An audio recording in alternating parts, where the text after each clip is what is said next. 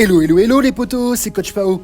On se retrouve dans cette vidéo exclusive avec le chapitre 29 du spin-off officiel de Blue Lock, épisode Nagi. Ce qu'il fallait retenir du chapitre 28, Zantetsu a marqué le but du 4-3, que la team Karasu a bâti une formation type forteresse avec l'idée de conserver le ballon pour épuiser la team Nagi. Résultat, c'est encore le duo Karasu-Otoya qui montre que ces deux-là sont ultra complémentaires avec un but spectaculaire de Otoya via une passe acrobatique de Karasu. 4 partout. Du coup, ce match, qui est pour l'instant le plus long du spin-off depuis le chapitre 24, nous offre chaque mois un vrai moment de plaisir 100% Blue Lock. Alors oui, épisode Nagi est du pur fanservice, mais il n'empêche que ça reste une masterclass emmenée par des dessins de Kato Sanomiya vraiment au top. Un régal. Donc on en est là, ce chapitre 29 est celui qui doit finir ou pas ce match avec l'ultime but et personnellement le 5e but sera pour Nagi. On commence donc cette review avec une double page couleur qui célèbre Noël où Reo et Nagi font le rôle des Papas Noël, volant au-dessus d'une ville qui semble être celle d'un pays européen avec la neige et des bâtiments typiques. Les deux flèches de la team que sont Zantetsu et Chigiri sont les reines du traîneau tandis que Baro, l'autre reine des Pères Noël, lui, utilise sa force pour jeter les cadeaux vers les maisons. A noter que l'un des cadeaux arrive en plein visage sur un personnage qui me semble être Nameoka Ryo, qui très souvent dans les pages couleurs est tourné en ridicule. Et enfin Baya, la gouvernante de Reo, on voit son visage dans la lune comme si elle était une petite fée bienveillante.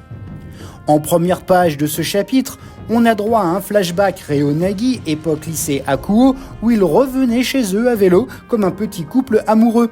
Mais cette page est à mettre en relation avec la suivante, vu qu'on retourne au match, avec Nagi se parlant à lui-même qui remercie Reo de lui avoir ouvert la voie vers l'accomplissement de ses rêves.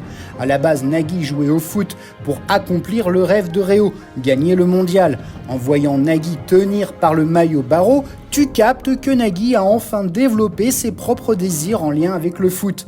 Comme montré au chapitre 28, Nagi, pour s'enflammer, veut gagner en répondant à son rêve. Il donne donc le ton pour ses partenaires. Le rêve de Chigiri est d'enflammer son ego par sa vitesse, pour Zantetsu de devenir l'idiot le plus cool de la planète foot, et pour Baro détruire la pire version de son futur. On retrouve le terme bye bye qui était le titre du chapitre 28 avec le discours de Nagi qui promet que cette dernière action pourrait être la dernière fois qu'ils jouent tous les 4 ensemble. En tout cas, Nagi se sent encore en train d'évoluer, il n'a pas encore dévoilé son rêve.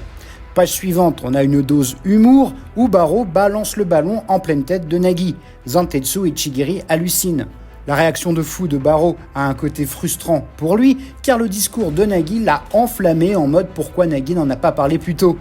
Bref, les 4 sont donc sur la même longueur d'onde et semblent avoir un objectif commun, gagner via leurs rêves individuels. Nagi demande donc, ou redemande, à ses 3 poteaux, c'est quoi leur rêve ? Et là, tu as encore un délire humour très sympa où finalement leur objectif est simple, Zantetsu et Chigiri veulent être les meilleurs au monde, tandis que Baro, lui, c'est détruire Isagi. Finalement, des trucs ultra basiques. Du coup, Nagi leur demande « on fait quoi ?», ce qui rend fou les autres vu qu'ils croyaient qu'ils avaient un plan. Encore une fois, Nagi fait son Nagi avec sa désinvolture légendaire. Chigiri prend la parole et leur dit qu'il faut être rationnel et pragmatique.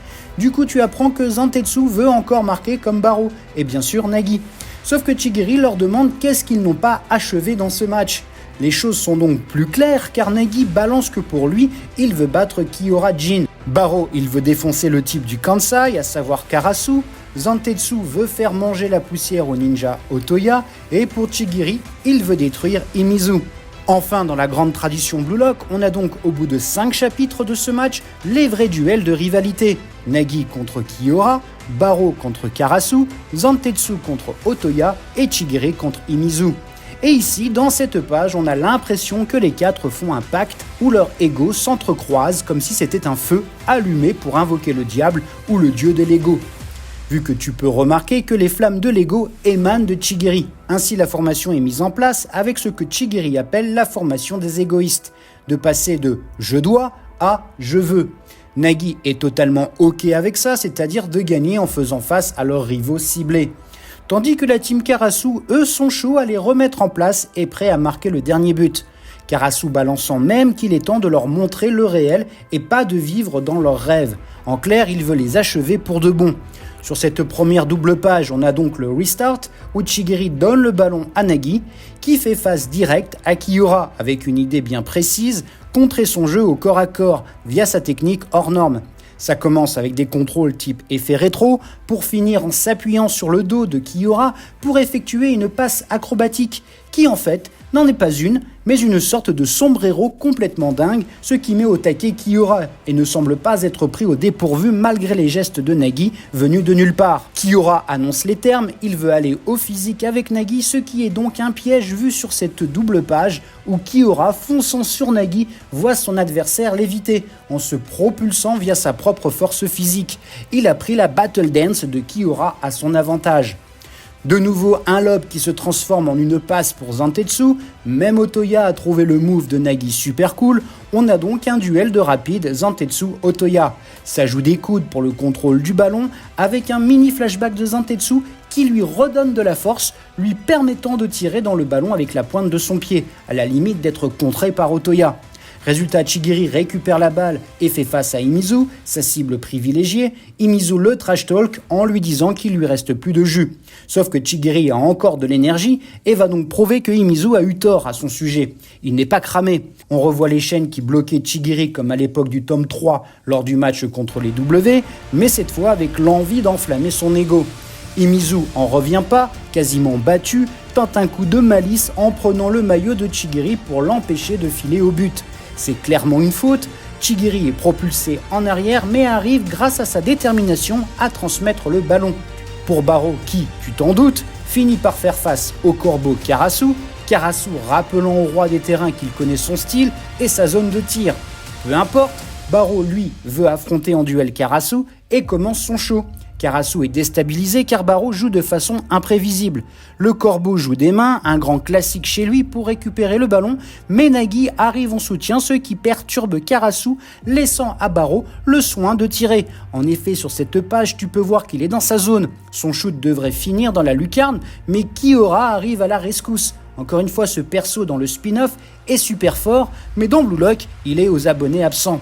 En tout cas, le ballon est frôlé par le pied de Kiora, ce qui donne une courbe au ballon qui semble aller tout de même dans le but. Mais voilà, comme d'hab, Barreau touche les montants, il est, je crois, le perso qui touche le plus les poteaux dans l'univers Blue Lock. Du coup, le ninja Otoya récupère le ballon et semble parti pour aller en contre. Imizu et Karasu partent à l'assaut du but de la team Nagi. Dernière double page du chapitre, avec Nagi et sa tête de mort se souvenant des mots de Reo, où ça y est, il a compris que réussir son rêve vient aussi de la peur de perdre ce pourquoi il se bat. Ainsi, via ce style de dessin qui rappelle la première page couleur du spin-off, avec des traits de crayon très fins, véritable contraste par rapport aux autres dessins de la planche, mais en gros, ici, Nagi comprend qu'il a été cruel envers Reo. Il espère le revoir et lui demander pardon. En dernière page du chapitre, Nagi promet une chose, que pour retrouver Reo, il doit donc gagner. C'est donc ça son rêve, reformer le duo de l'époque Akuo. Comment la team Nagi va stopper le contre de Karasu et les autres ? Aurons-nous enfin la conclusion de ce match au prochain chapitre ? La réponse dans la prochaine vidéo. Blue Lock est sans pitié, seul le plus fort survivra. Voilà, c'est tout pour aujourd'hui, tu peux ranger tes crampons et on se retrouve très prochainement pour parler des arcs narratifs, des joueurs, des équipes, des théories, de l'animé. Il y a tant à dire sur Blue Lock, commente, like, abonne-toi, c'est important pour faire vivre cette communauté. Merci infiniment. Panenka et Sombrero. Allez, ciao.